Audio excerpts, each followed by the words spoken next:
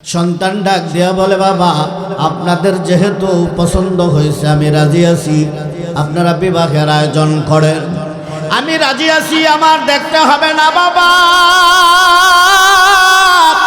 আপনার যেহেতু পছন্দ হয়েছে,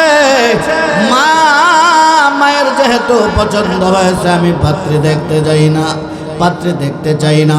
ইমামে মালিক রহমতুল্লাহি আলাইহির বাবা বলল, আপনারা আয়োজন করেন। ইমামে মালিক রহমতুল্লাহি আলাইহির বাবার বিবাহের আয়োজন করলো। সন্তানের বিবাহের আয়োজন কইরা বিবাহ হয়ে গেল। ইমামে মালিক রহমতুল্লাহি আলাইহি বাসের ঘরে ঢুকলেন। বাসের ঘরে ঢুইকা তাকায়া দেখে স্ত্রী এত কালো, এত কালো। বাবা সুন্দরীর কথা বললেন, মাও সুন্দরের কথা বললেন, কিন্তু পাত্রী এমন কালো, বিবি এমন কালো, যার দিকে তাকাইয়া আর সামনে অগ্রসর হয় না। বিবি দিনদারি দেখা, বিবি বড় বুদ্ধিমতী দেখা, বিবি কোনো কথা না বইলা কোরআনের একটা আয়াত শোনায়া দিলেন, সূরাতুল বাকারার এক আয়াত। আল্লাহ বলেন, আসা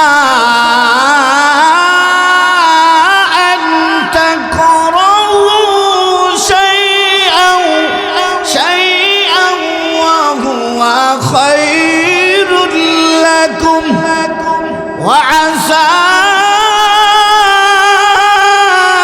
أن تحبوا شيئا وهو شر لكم। বিবি কোরআনের আয়াতটা শোনা দিল স্বামী, হে আসা আন তাকরাহু শাইআন ওয়া হুয়া খায়রুল লাকুম। আমার আল্লাহ তাআলা বলেছেন, তোমার জন্য যেটা অপছন্দনীয়, তুমি যেটাকে অপছন্দ মনে করো, যেটাকে ভালো মনে করো না, যেটাকে তুমি কল্যাণ মনে করো না, আমার আল্লাহ বলেন তোমার জন্য এটার মধ্যেই কল্যাণ নিহিত, এটার মধ্যে তোমার জন্য বালাই রয়েছে, কল্যাণ রয়েছে। ওয়াসা আন তুহিব্বু শাইআন ওয়া হুয়া শাররুল লাকুম। আল্লাহ তাআলা বলেন, আর তুমি যেটা পছন্দ মনে করতেছো, ভালো মনে করতেছো, এটা তোমাদের জন্য কল্যাণ, তোমার জন্য কল্যাণ নয়, তোমার জন্য অকল্যাণ। বিবি বড় বুদ্ধিমতী, বিবি বড় দিনদার, কোরআনের আয়াতটা শোনায়া দিলেন। এই আয়াতটা শুনা ইমামে মালিক রহমতুল্লাহি আলাইহির বাবা বাসের ঘরটা সারা রাত্রটা স্ত্রীর সাথে কাটাইলেন। আবার ফজরের রক্ত যখন হয়ে গেল, ফজর নামাজ পড়ার জন্য ইমামে মালিকের বাবা মসজিদে চলে গেলেন। ফজরের নামাজ আদায় করে ইমাম মালিক রহমতুল্লাহি আলাইহির বাবা চলে গেলেন না, মসজিদ থেকে বাহির হয়ে স্ত্রীর কাছে গেলেন। তাকায় দেখে দিনের বেলা যেমন কালো দেখা যায়, রাত্রেবেলা যেমন কালো দেখা যায়, দিনের বেলা আরো কালো দেখা যায়। ইমাম মালিক রহমতুল্লাহি আলাইহির বাবা রাগ করে বাড়ি থেকে বাইরে হয়ে গেলেন। 1 বছর 2 বছর না, 17-18 বছর ইমাম মালিক রহমতুল্লাহি আলাইহির বাবা বাড়ি থেকে চলে গেলেন। 17-18 বছর পর আবার দেশে ফিরলেন, এলাকায় ফিরলেন। ইমাম মালিক রহমতুল্লাহি আলাইহির বাবা মসজিদের কাছে ঈশা জানালার ফাঁক দিয়ে তাকায়া দেখে এমন একজন সুদর্শন যুবক, সুঠাম দেহের অধিকারী, এমন চমৎকার জবান, এত সুন্দর কণ্ঠ, সেই কণ্ঠটা দিয়ে হাদিসের দর্শ দিতেছেন, আল্লাহ তাআলার কোরআনের আয়াতগুলো বান্দাদেরকে শোনাইতেছেন, আর আল্লাহর নবীর হাদিসের দর্শ দিতেছেন। ইমাম মালিক রহমতুল্লাহি আলাইহির বাবা জানালার পাশে দাঁড়াইয়া শুনতেছেন। যখন আলোচনা শেষ হয়ে গেল, সকলে বাড়িতে চলে গেল। একজনের সাথে সাক্ষাৎ হওয়ার পর ইমাম মালিকের বাবা বললেন, এই যুবকটা কোথায়, এই যুবকের নাম কি, এই যুবকের বাড়ি কোথায়, তার বাবার নাম কি? অকান্তুক বললেন, এই যুবকের বাবা তার মা কালো হওয়ার কারণে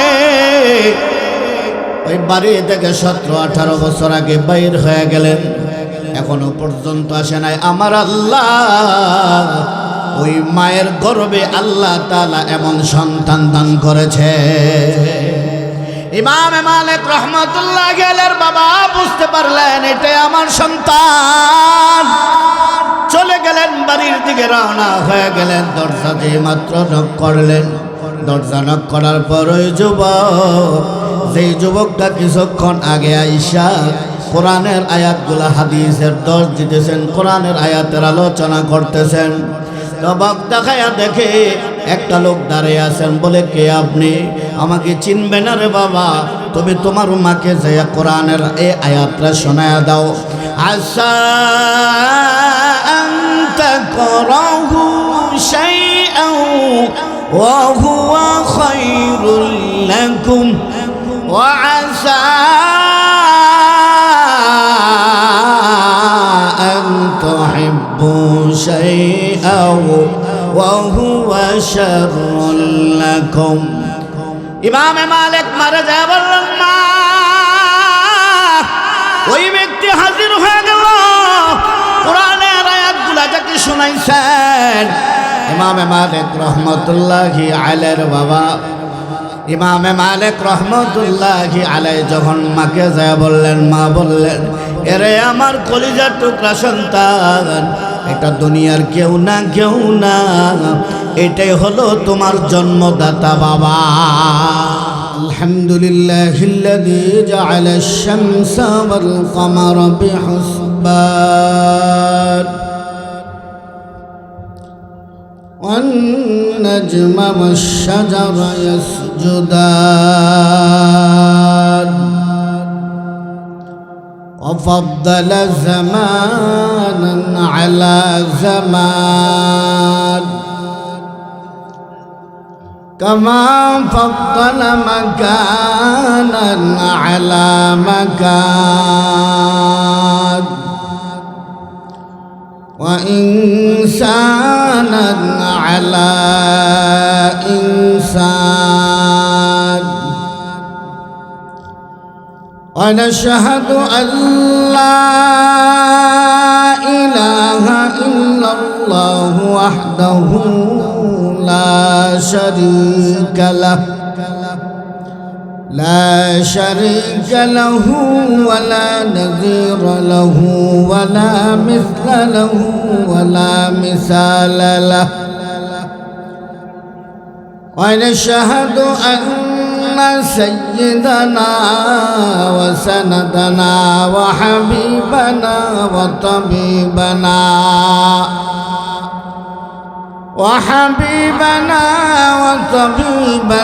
وطبيب قلوبنا ومحبوبنا ومرشدنا ومولانا وأولانا محمدا عبده ورسوله الذي أرسله بالحق بشيرا ونذيرا وداعيا إلى الله بإذنه سراجا وقمرا منيرا قال الله تعالى في القرآن المجيد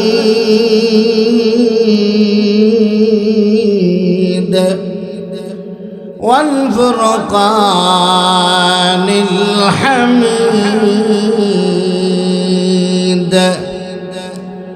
أعوذ بالله من الشيطان الرجيم بسم الله الرحمن الرحيم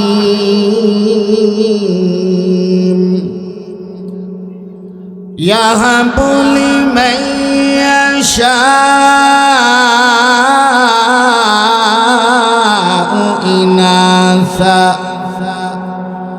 إناثا ويهب لمن يشاء الذكور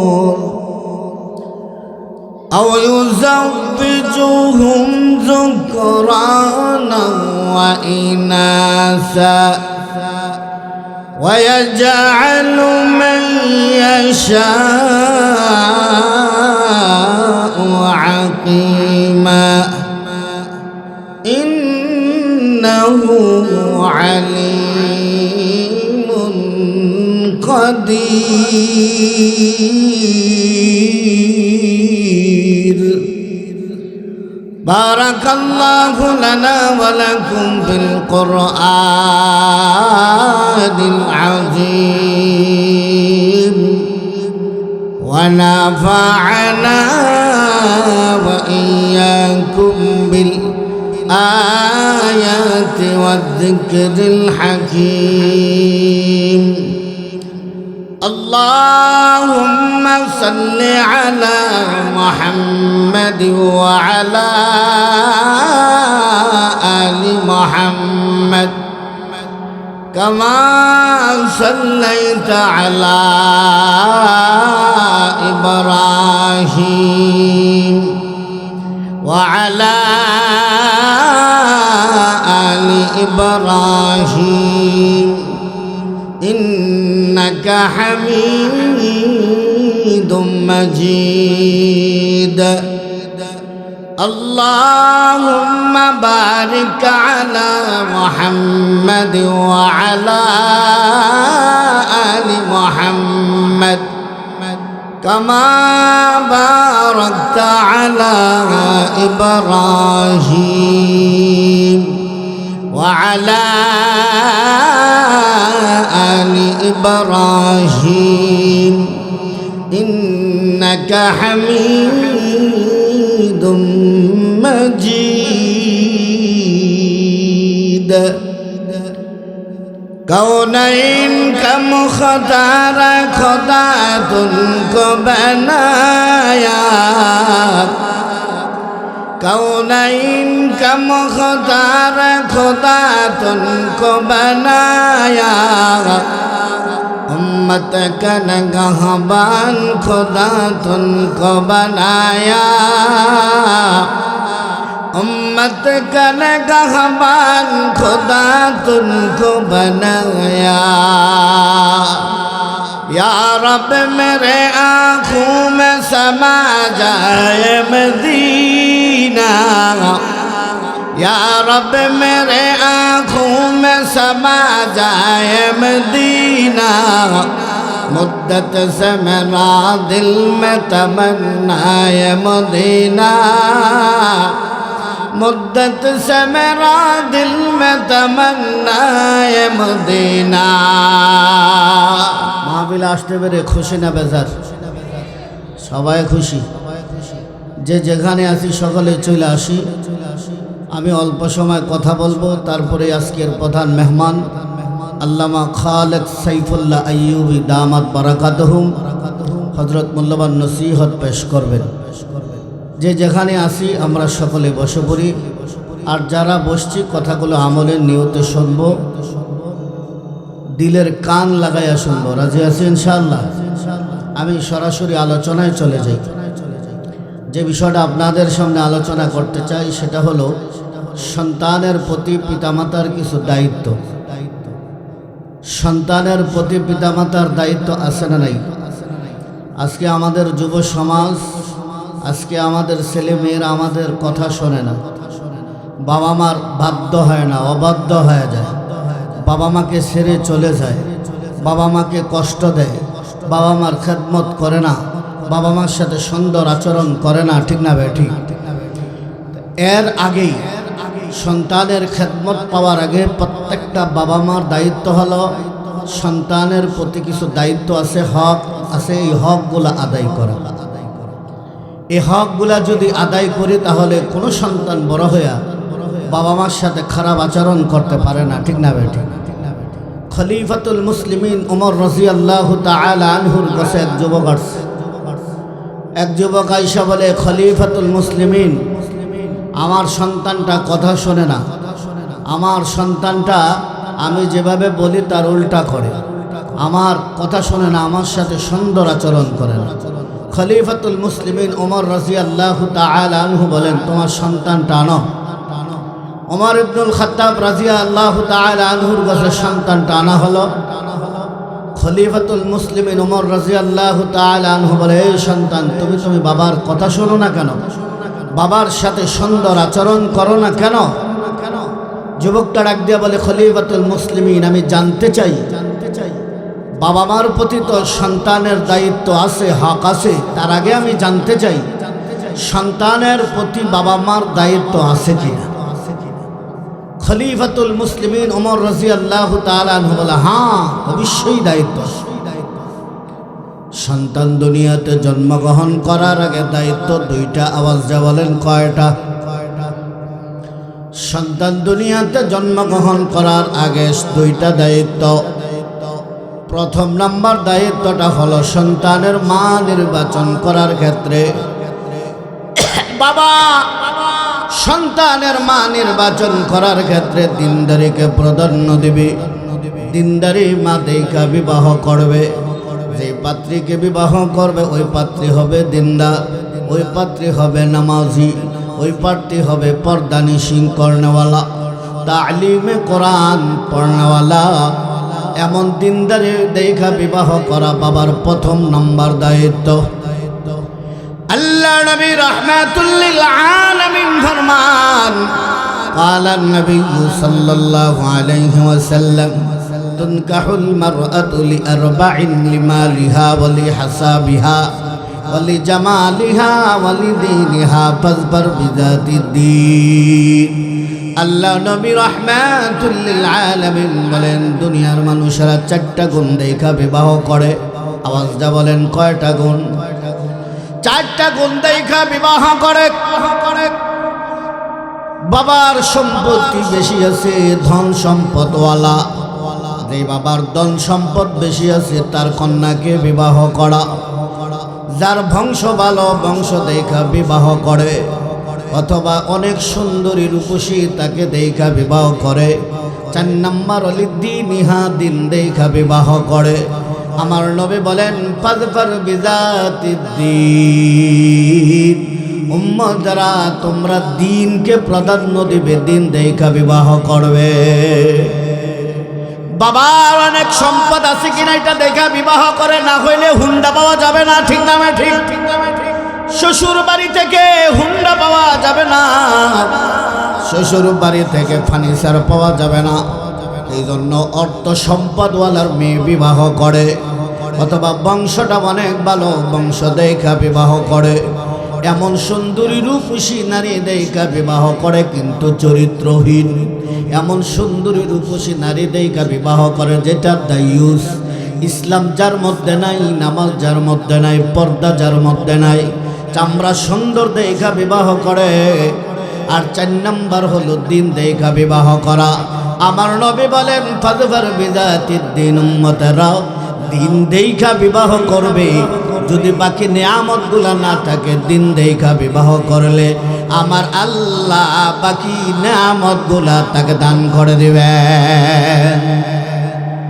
তাহলে দিন দেখা বিবাহ করায়নি আমাদের সমাজে। আরো জোরে বলেন।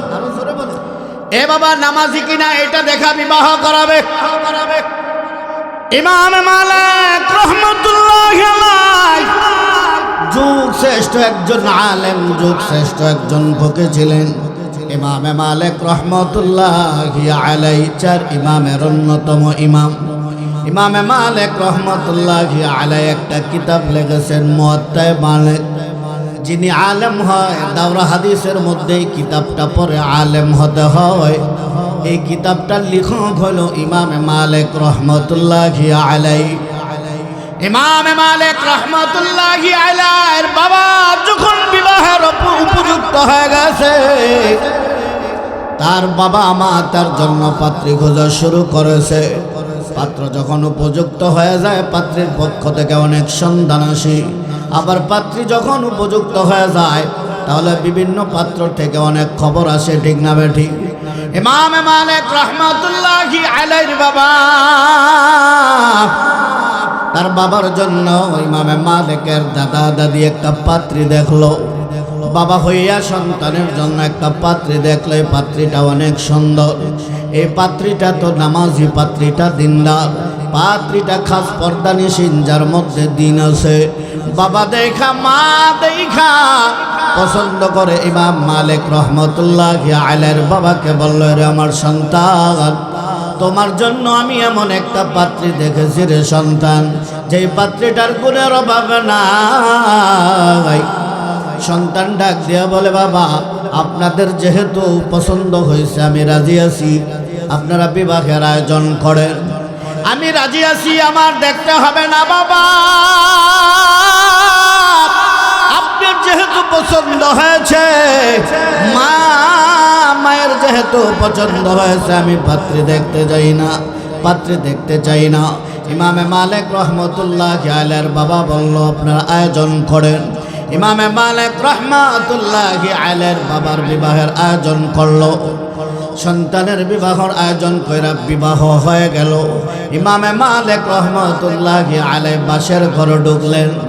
বাসের ঘরে ঢুইকা তাকায়া দেখে স্ত্রী এত কালো, এত কালো।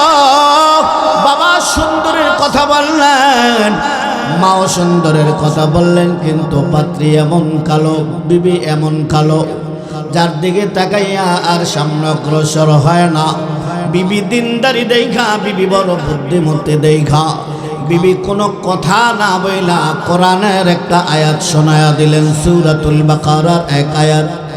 আল্লাহ বলেন, আসা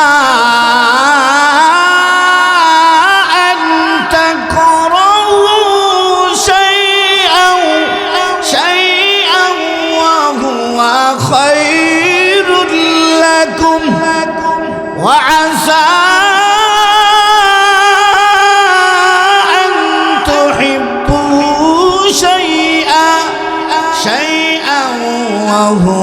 শাররুল লাকুম। বিবি কোরআনের আয়াতটা শোনা দিল স্বামী, হে আসা আন তাকরাহু শাইআন ওয়া হুয়া খায়রুল লাকুম। আমার আল্লাহ তাআলা বলেছেন, তোমার জন্য যেটা অপছন্দনীয়, তুমি যেটাকে অপছন্দ মনে করো, যেটাকে ভালো মনে করো না, যেটাকে তুমি কল্যাণ মনে করো না, আমার আল্লাহ বলেন তোমার জন্য এটার মধ্যেই কল্যাণ নিহিত, এটার মধ্যে তোমার জন্য বালাই রয়েছে, কল্যাণ রয়েছে। ওয়াসা আন তুহিব্বু শাইআন ওয়া হুয়া শাররুল লাকুম। আল্লাহ তাআলা বলেন, আর তুমি যেটা পছন্দ মনে করতেছো, ভালো মনে করতেছো, এটা তোমাদের জন্য কল্যাণ, তোমার জন্য কল্যাণ নয়, তোমার জন্য অকল্যাণ। বিবি বড় বুদ্ধিমতী, বিবি বড় দিনদার, কোরআনের আয়াতরা শোনায়া দিলেন। এই আয়াতরা শুইনা ইমামে মালিক রহমতুল্লাহি আলাইহির বাবা বাসের ঘরটা সারা রাত্রটা স্ত্রীর সাথে কাটাইলেন। আবার ফজরের রক্ত যখন হয়ে গেল, ফজর নামাজ পড়ার জন্য ইমামে মালিকের বাবা মসজিদে চলে গেলেন। ফজরের নামাজ আদায় করে ইমাম মালিক রহমতুল্লাহি আলাইহির বাবা চলে গেলেন না, মসজিদ থেকে বাহির হইয়া স্ত্রীর কাছে গেলেন। তাকায়া দেখে দিনের বেলা যেমন কালো দেখা যায়, রাত্রেবেলা যেমন কালো দেখা যায়, দিনের বেলা আরো কালো দেখা যায়। ইমাম মালিক রহমতুল্লাহি আলাইহির বাবা রাগ করে বাড়ি থেকে বাহির হয়ে গেলেন। 1 বছর 2 বছর না, 17-18 বছর ইমাম মালিক রহমতুল্লাহি আলাইহির বাবা বাড়ি থেকে চলে গেলেন। 17-18 বছর পর আবার দেশে ফিরলেন, এলাকায় ফিরলেন। ইমাম মালিক রহমতুল্লাহি আলাইহির বাবা মসজিদের কাছে ঈশা জানালার ফাঁক দিয়ে তাকায়া দেখে এমন একজন সুদর্শন যুবক, সুঠাম দেহের অধিকারী, এমন চমৎকার জবান, এত সুন্দর কণ্ঠ, সেই কণ্ঠটা দিয়ে হাদিসের দর্শ দিতেছেন, আল্লাহ তাআলার কোরআনের আয়াতগুলো বান্দাদেরকে শোনাইতেছেন, আর আল্লাহর নবীর হাদিসের দর্শ দিতেছেন। ইমাম মালিক রহমতুল্লাহি আলাইহির বাবা জানালার পাশে দাঁড়াইয়া শুনতেছেন। যখন আলোচনা শেষ হয়ে গেল, সকলে বাড়িতে চলে গেল। একজনের সাথে সাক্ষাৎ হওয়ার পর ইমাম মালিকের বাবা বললেন, এই যুবকটা কোথায়, এই যুবকের নাম কি, এই যুবকের বাড়ি কোথায়, তার বাবার নাম কি? অকান্তুক বললেন এই যুবকের বাবা তার মা কালো হওয়ার কারণে ওই বাড়ি থেকে 17-18 বছর আগে বাইর হয়ে গেলেন, এখনো পর্যন্ত আসে নাই। আমার আল্লাহ ওই মায়ের গর্ভে আল্লাহ তাআলা এমন সন্তান দান করেছে। ইমাম মালিক রহমাতুল্লাহ আলাইহির বাবা বুঝতে পারলেন এটাই আমার সন্তান, চলে গেলেন বাড়ির দিকে রওনা হয়ে গেলেন। দরজা দিয়ে মাত্র নক করলেন, দরজা নক করার পর ওই যুবক, যেই যুবকটা কিছুক্ষণ আগে আইসা কোরআনের আয়াতগুলা হাদিসের দোষ দিতেছেন, কোরআনের আয়াতের আলোচনা করতেছেন, অবাক দেখায়া দেখে একটা লোক দাঁড়িয়ে আছেন। বলে কে আপনি? আমাকে চিনবে না রে বাবা, তুমি তোমার মাকে যাইয়া কোরআনের এই আয়াতটা শোনায়া দাও। আসা আনতা করাহু শাইআন ওয়া হুয়া খায়রুল লাকুম ওয়া আসা আন তুহিব্বু শাইআন ওয়া হুয়া শাররুল লাকুম। ইমাম মালিক মারা যায় বললেন মা, ওই ব্যক্তি হাজির হয়ে গেল কোরআনের আয়াতগুলা যাকে শোনাইছেন। ইমাম মালিক রহমতুল্লাহি আলাইহির বাবা, ইমাম মালিক রহমতুল্লাহি আলাইহি যখন মাকে যায় বললেন, মা বললেন এরে আমার কলিজার টুকরা সন্তান, এটা দুনিয়ার কেউ না, এটাই হলো তোমার জন্মদাতা বাবা, এটাই হলো তোমার জন্মদাতা বাবা। তাইলে ইমামে মালিক রহমাতুল্লাহি আলাইহি যদিও কালো ছিল, দিনদার ছিলেন, ঠিক না ঠিক? ইমামে মালিকের বাবা যদিও কালো ছিল, মাকে আল্লাহ তাআলা এমন সন্তান দান করেছেন, যুগশ্রেষ্ঠ একজন আলেম, যুগশ্রেষ্ঠ একজন ফকিহ, যুগশ্রেষ্ঠ একজন মুফাসসির, যুগশ্রেষ্ঠ একজন মুফতি, এমন যুগশ্রেষ্ঠ একজন আলেম তার গর্ভে আল্লাহ দান করেছেন। তাহলে বোঝা গেল বাবার প্রথম নাম্বার দায়িত্বটা হলো যখন বিবাহ করবে, দিনদারি দেখা বিবাহ করবে। কত নাম্বার দায়িত্ব? আওয়াজ দিয়ে বলেন কত নাম্বার? এ বাবা, দ্বিতীয় নাম্বার দায়িত্বটা হলো মায়ের গর্ভে যখন সন্তান জন্মগ্রহণ করে, মায়ের দায়িত্বটা হলো সন্তান পেটে আসার পর থেকে বেশি বেশি নামাজ পড়া, বেশি বেশি কোরআন তেলাওয়াত করা, বেশি বেশি জিকির করা, বেশি বেশি আমল করা। যে মায়ের গর্ভে সন্তান জন্মগ্রহণ করে ওই মা মার্কেটে যাবে না, মার্কেট দখল করবে না, বেপরদাভাবে বাজারে যাবে না, বেপরদাভাবে রাস্তাঘাটে হাঁটবে না, বেপরদাভাবে যাবে না, স্টার জলসা দেখবে না, জি বাংলা দেখবে না। কারণ কোরআন তেলাওয়াত বেশি বেশি করবে, জিকির করবে, এটা প্রত্যেকটা মার দায়িত্ব। কারণ মা যত আমল করবে ওই সন্তান পেটের মধ্যে যেই সন্তান থাকবে, মায়ের আমল সন্তানের মধ্যে পড়বে। লন্ডনের 9 জন ডাক্তার একত্রিত হইয়া গর্ভবতী মাদেরকে পরীক্ষা করলেন, যে দেখি গর্ভবতী মাদের কি অবস্থা। পরীক্ষা করে তারা জানায়া দিল, খ্রিস্টান ডাক্তার, ইহুদি ডাক্তার, তুমি যদি দুনিয়ার মারা, তুমি যদি তোমার সন্তানকে গান বাজনাওয়ালা বানাইতে চাও, তাহলে তোমার সন্তান যখন পেটে আসবে তুমি টিভি দেখবে, তুমি গান বাজনা দেখবে, তুমি নাচানাচি দেখবে। তোমার সন্তানকে যদি অর্ধল্যাংটা বেহাইয়াপনা বানাইতে চাও, তো তোমার গর্ভে যখন সন্তান আসবে তখন তুমি বেহাইয়াপনা আর স্টার জলসা, জি বাংলা দেখবে। এরা তো এটাই বলবে, এরা নামাজের কথা বলবে না, কোরআনের কথা বলবে না। এটা আমাদের কাজ। আমরা বলি মা তোমার গর্ভে যখন সন্তান জন্মগ্রহণ করে তখন তুমি যত আমল করবা, তো আব্দুল কাদের জিলানীর মতন তুই পয়দা হয়ে যাবে, হাফিজ হুজুর রহমতুল্লাহি আলাইহির মতন পয়দা হবে, আশরাফ আলী থানভী রহমতুল্লাহি আলাইহির মতন যুগ শ্রেষ্ঠ একজন বড় আলেম পয়দা হবে, ঠিক না বেঠিক? কিন্তু আজকে আমাদের মাদের অবস্থা হলো, সন্তান পেটে আসার পর থেকে যত গুনাহ আছে সব গুনাহ করে, আছে না নাই? আরো জোরে বলেন আছে না নাই? এ বাবা আব্দুল কাদের জিলানী রহমতুল্লাহি আলাইহির বয়স 5 বছর। আওয়াজ দিয়ে বলেন কয় বছর? আব্দুল কাদের জিলানী রহমতুল্লাহি আলাইহি এ বাবা বয়সটা 5 বছর। 5 বছর বয়স যখন হয়ে গেল, মা হাত ধইরা আব্দুল কাদের জিলানী রহমতুল্লাহি আলাইহি ওই যে মুক্তবে নিয়ে গেলেন, হাফজখানায় নিয়ে গেলেন। মাদ্রাসায় নেওয়ার পর হেফজখানার হাফেজে কোরআনকে ডাক দেয়া বলেন, হুজুর আমি আমার সন্তানটা কোনো মুক্তবে পাঠাই নাই গো হুজুর, আমি আমার সন্তানটা কোনো মাদ্রাসায় পাঠাই না। এমন কোনো উস্তাদ দুনিয়ার মধ্যে এখনো নাই যে উস্তাদের কাছে আমার সন্তান পাঠাইছি, কোনো মুক্তবে পাঠাই নাই। হুজুর আমার বড় মনে আশা, বড় তামান্না, আমি আমার সন্তানকে হাফেজ বানাবো, আলেম বানাবো। এই জন্য আপনার হাতে দিয়ে গেলাম। মা সন্তানকে হুজুরের হাতে উঠাইয়া চলে গেলেন। হুজুর সামনে বসাইয়া সূরাতুল ফাতিহা মস্ক করান, আউযু বিল্লাহি মিনাশ শাইতানির রাজিম, বিসমিল্লাহির রহমানির রহিম বারবার মস্ক করাইতেছেন। মস্ক করানোর পর বলে, ওরে আব্দুল কাদের তুমি পড়তে পারো নাকি? বলো আউযু বিল্লাহি মিনাশ শাইতানির রাজিম।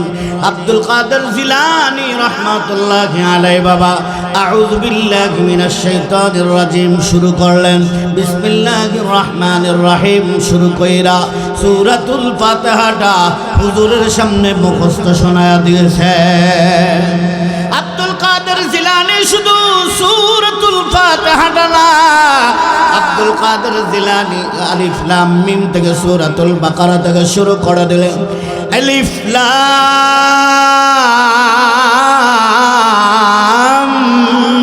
মিম যালিকাল কিতাবু লা রাইবা ফীহি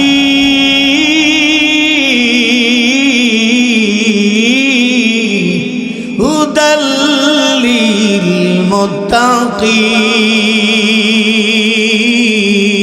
মুত্তাকিন।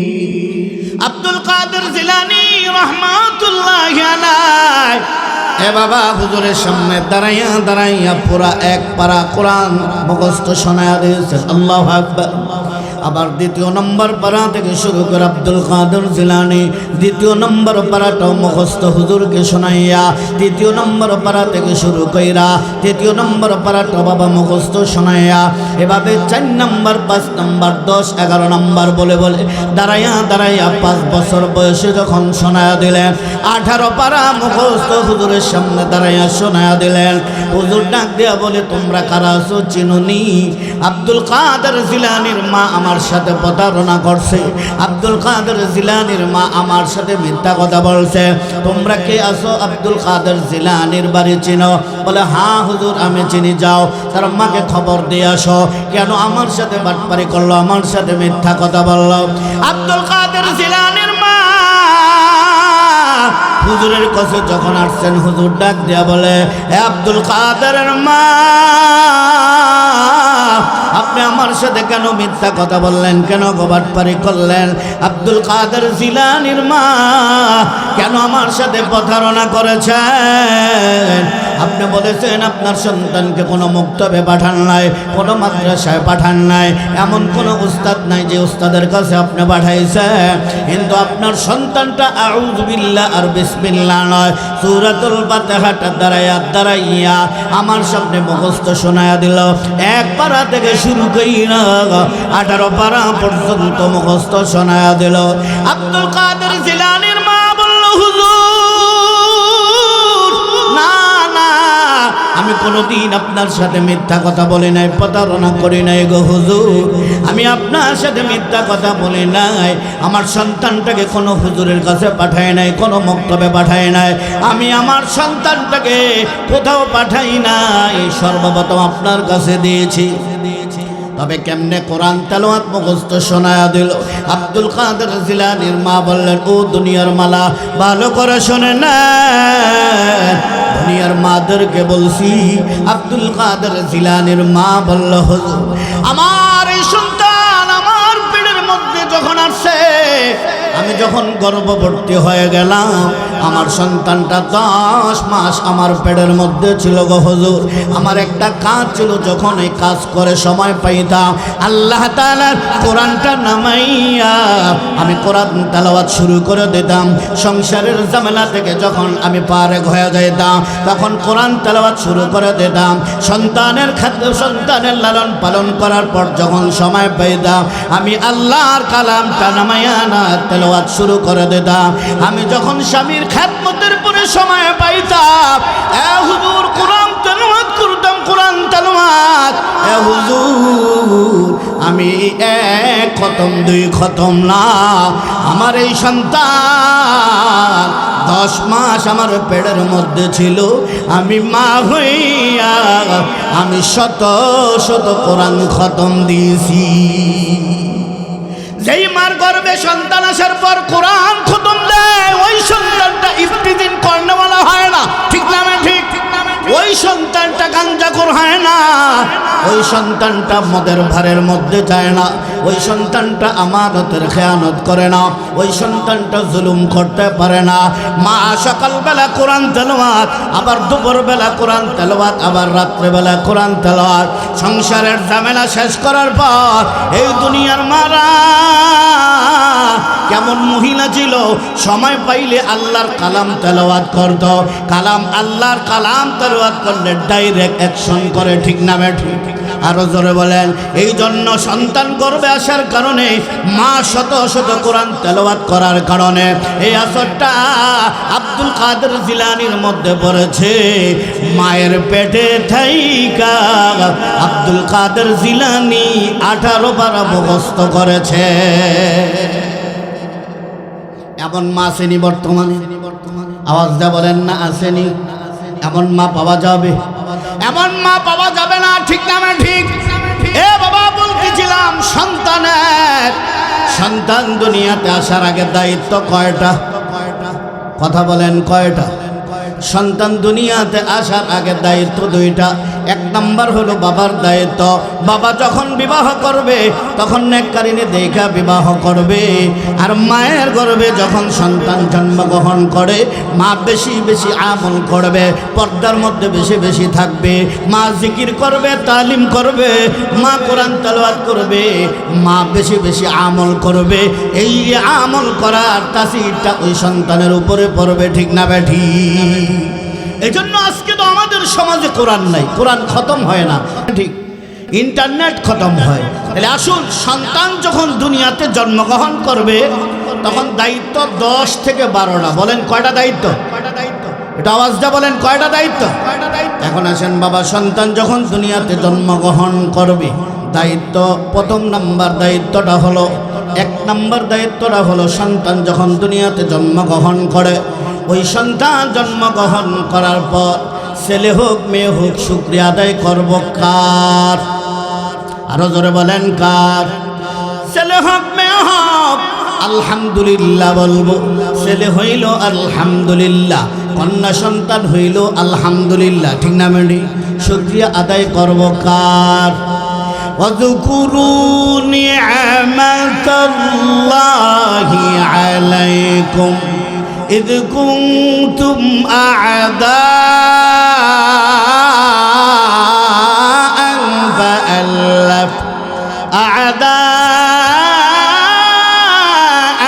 فَأَلَّفَ بَيْنَ قُلُوبِكُمْ فَأَصْبَحْتُمْ بِنِعْمَتِهِ إِخْوَانًا। আল্লাহ বলেন, আরে বান্দা, আমি যে নিয়ামত দিলাম, ছেলে দিয়েছেন, নিয়ামত কার? মেয়ে দিয়েছেন, এই নিয়ামত কার? ছেলে দিয়েছেন, মেয়ে দিয়েছেন, এই যে নিয়ামত দিয়েছি। এত নিয়ামত, নিয়ামতের কথা স্মরণ করো, সব নিয়ামতের মালিককে। এ বাবা, ছেলে হইলে আলহামদুলিল্লাহ বলে, মেয়ে হইলে আলহামদুলিল্লাহ বলে না, ঠিক না ঠিক?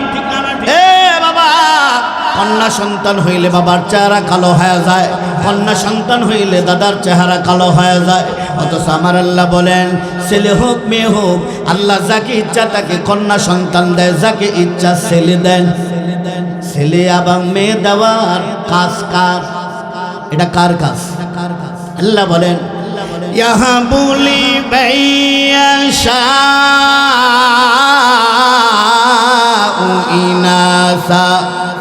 إناثا ويهب لمن يشاء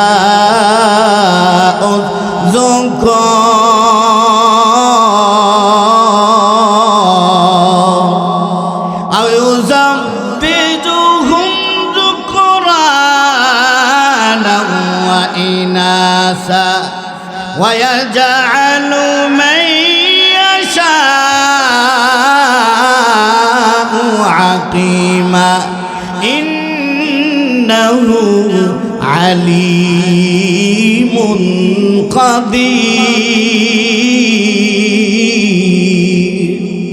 আমার আল্লাহ তাআলা বলেন আমি আল্লাহ যাকে ইচ্ছা কন্যা সন্তান দান করি আল্লাহ যাকে ইচ্ছা কন্যা সন্তান দেন আবার আল্লাহ বলেন আমি আল্লাহ যাকে ইচ্ছা কন্যা সন্তান দেই না ছেলে দেই আমি আল্লাহ যাকে ইচ্ছা ছেলেও দেই মেয়েও দেই এটা কার ইচ্ছা আওয়াজ দেয়া বলেন আমি আল্লাহ যাকে ইচ্ছা ছেলেও দেই না মেয়েও দেই না আমি আল্লাহ নিঃসন্তান বানায়া দে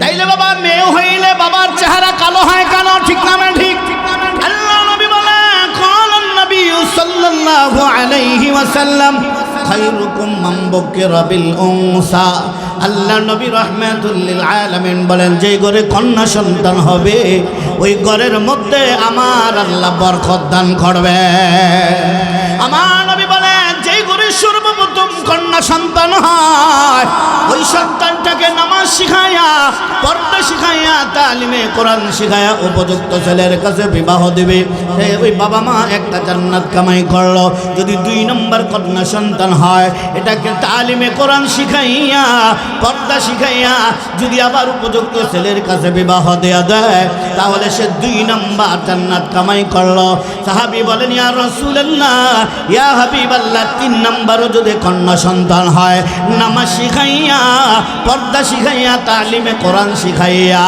যদি আবার উপযুক্ত ছেলের কাছে বিবাহ দেয় আমার নবী বলে সে যেন 3টা জান্নাত কামাই করলো আমার নবী বলেন হে উম্মতেরা এই আঙ্গুল 2টা যেমন কাছাকাছি আঙ্গুল কাছাকাছি না দূরে এই 2টা আঙ্গুল যেমন কাছাকাছি আমি নবী জান্নাতের মধ্যে ওই সমস্ত কন্যা সন্তানের বাবা মা কাছাকাছি থাকব আমার নবী বলেন এই 2টা আঙ্গুল যেমন কাছাকাছি ওই সমস্ত কন্যা সন্তানের বাবা মা যারা তালিমে কোরআন শিখাইয়া উপযুক্ত ছেলের কাছে বিবাহ দিয়া দেয় সে জান্নাতে এমন কাছাকাছি থাকবে আমার নবীর ঘরে সর্বপ্রথম কন্যা সন্তান হয়েছে আবু বকরকে আমার আল্লাহ কন্যা সন্তান দিয়েছেন ওমর ইবনুল খাত্তাবের ঘরে কন্যা সন্তান হয়েছে তাহলে কন্যা সন্তান হইলে খুশি না বেজার আরো জোরে বলেন খুশি না বেজার তাহলে 1 নম্বর দায়িত্ব হলো যখন এই সন্তান হবে ছেলে হোক মেয়ে হোক শুকরিয়া আদায় করব কার আরো জোরে বলেন কার तो मुझे आसमां दिया और तो मुझे रास्ता दिया तो मुझे आसमां दिया और तो मुझे रास्ता दिया नेमतों से भर दिया और सबसे बेहतर कर दिया नेमतों से भर दिया और सबसे बेहतर कर दिया मेरे सर से पाँव तख्ते रसनात कर दिया मेरे सर से पाँव तख्ते रसनात कर दिया देखने को आखद कर भूलने को लब दिया देखने को आखद कर भूलने को लब दिया कभी बोले আমার আল্লাহ তো নিয়ামত দিয়েছেন এত নিয়ামত আকাশটা দিয়েছেন আমার আল্লাহ ছায়া হিসাবে এই জমিনটা দিয়েছেন বিছানা হিসাবে এত নিয়ামত সুস্থতার নিয়ামত সহ ছেলে হোক মেয়ে হোক ছেলে দিয়েছেন এই নিয়ামত আমার আল্লাহ কন্যা সন্তান দিয়েছে এই নিয়ামত আমার আল্লাহ এই এত নিয়ামত পাইয়া শুকরিয়া আদায় করার সময় নাই শুকরিয়া আদায় করতে চাই না বেকবর হয়ে গেছি আমার আল্লাহ বলেন সুম্মা লা তুসআলুন্না ইয়াউমাইযিন আনিন নাঈম আমার আল্লাহ বলেন এত নিয়ামত দিলাম রে বান্দা ছেলেও দিয়েছি, কন্যা দিয়েছি, নেয়ামত পাইয়া যারা শুকরিয়া আদায় করবে না, এত নেয়ামত আমি আল্লাহ দিয়েছি, হাসরের মাঠে জবাবদেহি করতে হবে। আল্লাহ বলেন, ওয়া ইস্তাআযানা রাব্বুকুম লা ইন শাকারতুম লা আযীদান্নাকুম ওয়া লা ইন কাফারতুম ইন্না আযাবি লাশাদীদ। নেয়ামত পাইয়া নেয়ামত গায়া যারা শুকরিয়া আদায় করবে, আমি আল্লাহ নেয়ামত আরো বাড়াইয়া দিব। নেয়ামত পাইয়া নেয়ামত গায়া যারা শুকরিয়া আদায় করবে না, ইন্না আযাবি লাশাদীদ। আসক্ত আযাবের অপেক্ষায় থাকার জন্য বলেছেন, কঠিন আযাব। তাইলে আমরা বুঝলাম সন্তান দুনিয়াতে জন্মগ্রহণ করার পর শুকরিয়া আদায় করব কার? আরো জোরে বলেন কার? আল্লাহ। শুকরিয়া আদায় করিনি, শুকরিয়া আদায় করিনি, আমরা আদায় করি। আজকে আমি একটা বক্তব্য শুনেছি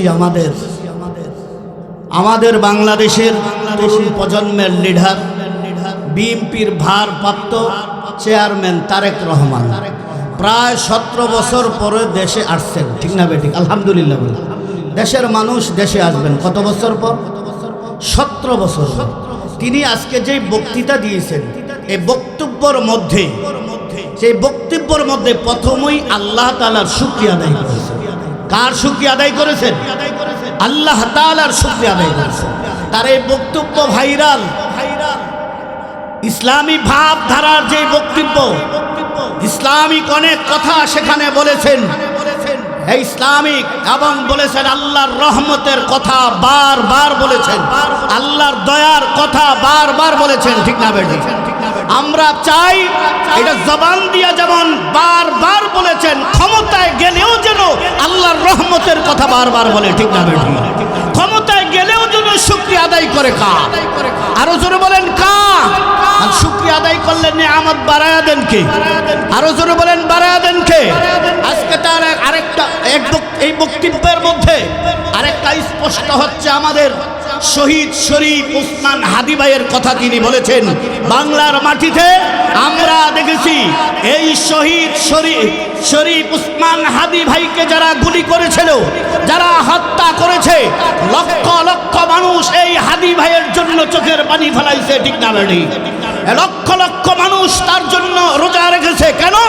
সে ছিল ইসলাম প্রিয়, সে ছিল ইসলামী মাইন্ডেড এবং দেশ প্রেমিক এবং 18 কোটি মানুষ প্রেমিক, জনগণ প্রেমিক, ঠিক না বেঠি? আজকে আমাদের এই নতুন প্রজন্মের আইডল জনাব তারেক রহমান সাহেব হাদির কথা বলেছেন। আমরা পরিষ্কার বলতে চাই, বর্তমান সরকার অনেক দিন পার হয়ে গেল, এখনো পর্যন্ত হাদির খুনিদেরকে গ্রেফতার করতে পারে নাই, ঠিক না বেঠি? আজকে তারেক রহমান যেটা বলেছেন, আমি মনে করি, আমি বিশ্বাস করি, সত্যিকারের যদি মুসলমান হয়ে থাকেন, তারেক রহমান ক্ষমতায় যদি যায়, হাদি ভাইয়ের পুঙ্খানুপুঙ্খানুভাবে বিচার বাংলার মাটিতে করতে হবে, ঠিক না বেঠি? আজকে আশ্চর্য হয়ে যাই, ওলামায়ে কেরাম, নিরহ ওলামায়ে কেরাম, আতাউর রহমান বিক্রমপুরীকে আমরা শুনেছি 2 দিন আগে কোনো মামলা নাই, যার বিরুদ্ধে মামলা নাই তাকে অ্যারেস্ট করে জেলখানায় দেওয়া হয়েছে, ঠিক না বেঠি? আইনুল হক কাসেমি, মাওলানা আইনুল হক কাসেমি, তিনি মেশকাত শরীফের দরস দিতেছিলেন, মাদ্রাসায় ছিলেন, তার একটা অপরাধ ছিল, প্রথম আলোর বিরুদ্ধে তিনি লেখালেখি করেছেন। একটা লেখালেখি করার কারণে তাকে দরস থেকে, ক্লাস থেকে উঠিয়ে এনে তাকে জেলখানা দেওয়া হয়েছে। অথচ তীব্র নিন্দা জানাই, আজকে উসমান, শহীদ উসমান হাদি ভাইয়ের, শরীফ উসমান হাদি ভাইয়ের যারা খুনি, তাদেরকে নিয়ে এখনো পর্যন্ত কাউকে গ্রেফতার করা হয় নাই। যেমন একটা গ্রেফতার হয় নাই, তার বিচার এখনো বাংলার মাটিতে হয় না, ঠিক না বেঠি? এজন্য পরিষ্কার বলতে চাই, কোন দিকে যাচ্ছে দেশ? ওলামায়ে কেরাম হওয়ার কারণেই কি দোষ? ইসলামী মূল্যবোধ তার মধ্যে থাকার কারণেই কি দোষ? ক্লাস থেকে কেন তাকে উঠিয়ে আনা হচ্ছে? মাওলানা আইনুল হক কাসেমিকে সরকারকে জবাবদেহি করতে হবে, স্বরাষ্ট্রমন্ত্রীকে জবাবদেহি করতে হবে, ঠিক না বেঠি? একজন নিরপরাধ আলেম আতাউর রহমান বিক্রমপুরের বিরুদ্ধে কোনো মামলা না থাকার সত্ত্বেও তাকে কেন গ্রেফতার করা হলো? ওই যে রাজবাড়িতে দেখেন ওলামায়ে কেরামকে, নিরীহ ওলামায়ে কেরামকে গ্রেফতার করা হয়েছে, অথচ যারা সত্যিকার অর্থে অপরাধী বাংলার মাটিতে, যারা সন্ত্রাসবাজ, যারা টেন্ডারবাজ, যারা খুনি, মানুষকে হত্যা করে, তাদের বিরুদ্ধে কোনো সরকারের পদক্ষেপ নাই। আজকে খুনিদের বিচার বাংলার মাটিতে হয় না, ঠিক না বেঠি? বাংলার মাটিতে হয় না।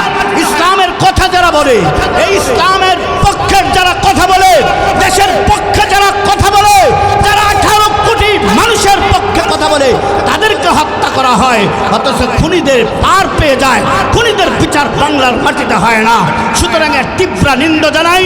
সরকারকে বলবো অবিলম্বে নিরীহ ওলামায়ে কেরামকে ছেড়ে দেন, আর না হয় বাংলার মাটিতে আগুন ধরা হবে, ঠিক না বেঠি? বাংলার মাটিতে তীব্র আন্দোলন হবে, যে আন্দোলনে অবশ্যই ক্ষমতা ছাড়তে হবে। আমরা পরিষ্কার বলতে চাই, শহীদ শরীফ ওসমান হাদির অতি বিলম্বে বাংলার মাটিতে বিচার করতেই হবে, ঠিক না বেঠি? আশ্চর্য হয়ে যায়, শহীদ শরীফ ওসমান হাদি আল্লাহ জান্নাতের আলা মাকাম দান করেন, শহীদি মর্যাদা দান করে আল্লাহ জান্নাতের আলা মাকাম দান করেন। সকলে বলি আমিন। সবচেয়ে বড় আশ্চর্য হই, এই হাদি ভাই তো হাফেজে কোরআন ছিলেন এবং আলেমও ছিলেন, মানে মাদ্রাসায় লেখাপড়া করেছেন। তার বাবাও আলেম, তার ভাই জানাজা পড়াইছে আলেম। এবং সবচেয়ে আশ্চর্যের বিষয় হলো শহীদ শরীফ ওসমান হাদি ভাইয়ের তার স্ত্রী সবচেয়ে নেককারিনী স্ত্রী, ঠিক না বে ঠিক? যেটা ছিল দিনদারি স্ত্রী। এত বিশাল একটা ঘটনা হইল, এই ওসমান হাদি ভাইকে যারা গুলি করলো, সারা বাংলাদেশ তোলপাড়, সারা বিশ্ব তোলপাড়। দেখেন কেমন মহিলা, আজও পর্যন্ত কোনো মিডিয়া ওসমান হাদির স্ত্রীর ছবি তুলতে পারে নাই, ঠিক না বেঠি? কোনো মিডিয়ার সামনে আসে নাই। মাদেরকে বলবো, বোনদেরকে বলবো, এমন পর্দা করেন। দেখেন কোনো মিডিয়াতে আসে নাই, তার কোনো বক্তব্য নাই। এই ওসমান হাদি ভাইয়ের স্ত্রী শুধু তাই না, তিনি যখন শহীদ হয়ে গেছেন, শহীদ হওয়ার পরেও যখন মেডিকেলে গেছেন, মেডিকেল স্ত্রী দেখতে গেছে, কিন্তু ক্যামেরাতে এমনভাবে তার ছবি তুলছে, তার ছবি ওঠে নাই, শুধু একটা পর্দা দেখা যায়। তিনি সর্ব অবস্থাতেই, যত বড়ই দুর্ঘটনা হোক, তিনি ক্যামেরার সামনে আসতে চায় না, মিডিয়ার সামনে আসতে চায় না। এরা হলো সত্যিকার অর্থে নারী, ঠিক না বেঠি? এরা হলো ফাতেমা রাদিয়াল্লাহু তাআলা আনহার উত্তরসূরি। এরাই হচ্ছে ইমাম মালিক রাহমাতুল্লাহি আলাইহি মায়ের উত্তরসূরি। এরাই হলো দিনদার মহিলা। এদের পেট থেকেই তো আল্লাহর ওলি বাইর হবে, ঠিক না বেঠি? আমাদের মাদের ওলামায়ে কেরাম, আমাদের অনেক সময় লজ্জা হয়, ওলামায়ে কেরামের স্ত্রীরও এতটুকু পারে না। শহীদ শরীফ হাদির স্ত্রী যেটা দেখাইছে, এখান থেকে মা বোনদের শিক্ষা নিও যে যত কঠিনই হোক না কেন, পরিস্থিতি হোক না কেন, পর্দা লঙ্ঘন করা যাবে না, পর্দা মানতে হবে। এটা বিধান কার? আরো জোরে বলেন কার? এই বিধান কার? আল্লাহর বিধান, ঠিক না বেঠি? তাহলে আজকে আমরা প্রথম নাম্বার দায়িত্বটাই হচ্ছে, ছেলে হোক মেয়ে হোক, শুকরিয়া আদায় করবো কার? ডাইন কানে আজান, বাম কানে ইকামত দেওয়া লাগে। ডাইন কানে আজান, বাম কানে ইকামত। হাসপাতালে হইলেও আজান, বাড়িতে হইলেও আজান, হ্যাঁ, যেখানে হবে সেটাই আজান দিতে হবে। কি দিতে হবে? ডাইন কানে আজান দেওয়া লাগবে, বাম কানে ইকামত দেওয়া লাগবে। এ বাবা, ছেলে হইলেও আজান দেবে, মেয়ে হইলেও আজান দেবে। যদিও মেয়ে হইলে আজান দেওয়া হয় না, এটা সম্পূর্ণ ভুল। ছেলে হোক মেয়ে হোক, ডান কানে আজান আর বাম কানে ইকামত দেওয়া লাগবে। আজান যাদের কানে আজান পৌঁছে না, বড় হইয়া তারা ইসলাম বিরুদ্ধে কথা বলে, নাস্তিক হয়ে যায়, কোরআনের বিরুদ্ধে কথা বলে, ওলামায়ে কেরামের বিরুদ্ধে কথা বলে, ঠিক না বেঠি? তারাই দেখবেন বড় হইয়া ইসলামের বিরুদ্ধে কথা বলে, তাদের দেখবেন আজান, ডাইন কানে আজান আর বাম কানে ইকামত হয় না। তিন নম্বর দায়িত্বটা হলো সন্তান যখন দুনিয়াতে জন্মগ্রহণ করে আল্লাহ নবী বলেন কুল্লু গুলামিন রহিনাতুন বিআকিকা তুযবাহু ইয়াওমা সাবিহি ওয়া ইউসাম্মা ফি ওয়া ইউখলাকু রাসুহু। আল্লাহ নবী বলেন 7 দিনের দিন সে কি করবে? আকিকা দিবে। ছেলে হইলে 2টা, কন্যা সন্তান হইলে 1টা, আকিকা দিবে। ওয়া ইউসাম্মা ফি, তার সুন্দর একটা নাম রাখবে। ওয়া ইউখলাকু রাসুহু, আল্লাহ নবী রাহমাতুল লিল আলামিন বলেন মাথা মুন্ডাবে, মাথা মুন্ডায়া এই চুলগুলা এক পাল্লা রাখবে আর স্বর্ণ আরেক পাল্লা রাখবে, দান করে দেবে। 4 নম্বর দায়িত্ব হলো মা। আল্লাহ তাআলা কোরআনের এক আয়াতে বলেন ওয়াল ওয়ালিদাতু ইউরদি'না আওলাদাহুন্না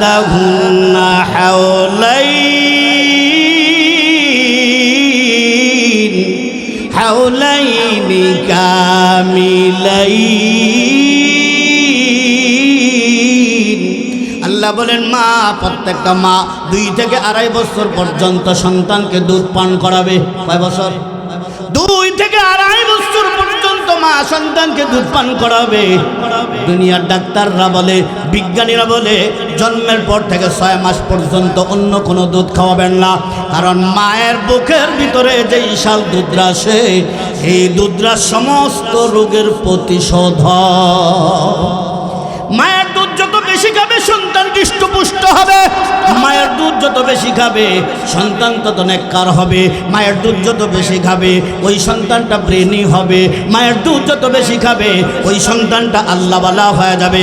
আমাদের মারা ফিটনেস নষ্ট হয়ে যাওয়ার ভয়ে, আমাদের মারা চেহারা নষ্ট হয়ে যাওয়ার পরে, চামড়া পড়ে যাওয়ার ভয়ে ল্যাকটোজেন 1 2 3 4 খাওয়ায়, মায়ের দুধ পান করায় না, মায়ের দুধ খাওয়ায় না। কারণ মায়ের দুধ যদি না খাওয়ায় ওই সন্তানটা বড় হইয়া মায়ের খেদমত করতে পারে না। আরো অনেক দায়িত্বের কথা আছে।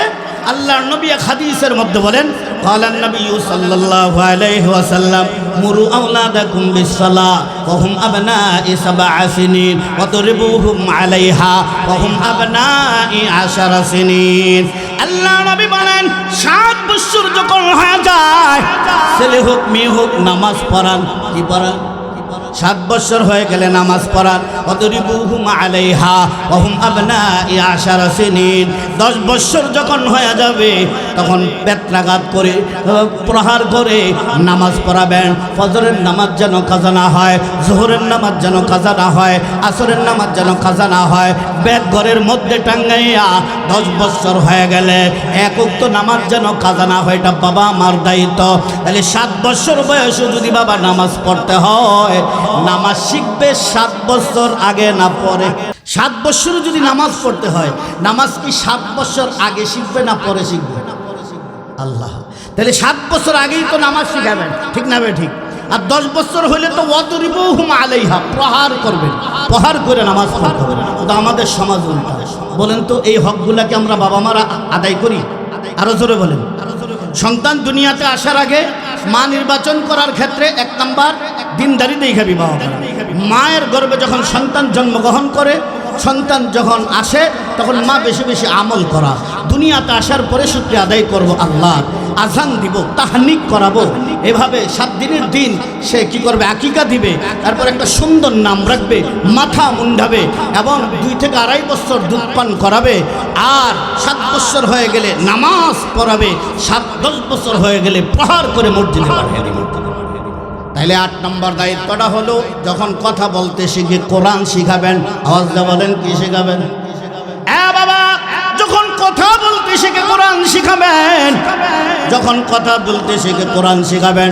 আপনি যখন কোরআন শিখাবেন, কোরআন সারা বিশ্ব আপনার সন্তানকে চিনে দিবে। হাট্টি মাট্টিম টিম মাঠে পারে ডিম খারা 2টা শিং, এটা না যে ডিম দেয় খারা শিং আছে না নাই? যদিও জবান পরিষ্কারের লাগে কবিতা পড়ছি, হাট্টি মাট্টিম টিম মাঠে পারে ডিম খারা 2টা শিং। হাঁসার মুরগি ডিম দেয়, এর তো খারা শিং নেই, আছে নাকি? আবার যার খারা শিং আছে গরু, একই কোনোদিন ডিম দেয়?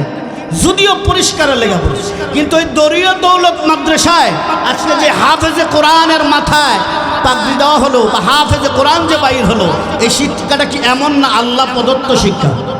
আরো কথা বলেন, কোন শিক্ষা? তাইলে কথা বলতে যখন শিখে, এটা প্রত্যেকটা বাবা মার দায়িত্ব। আপনি ইঞ্জিনিয়ার বানান, সন্তানকে অসুবিধা নাই। আপনি ডাক্তার বানান, অসুবিধা নাই। প্রাথমিক যেই শিক্ষাটা আছে এটা আপনি দেন।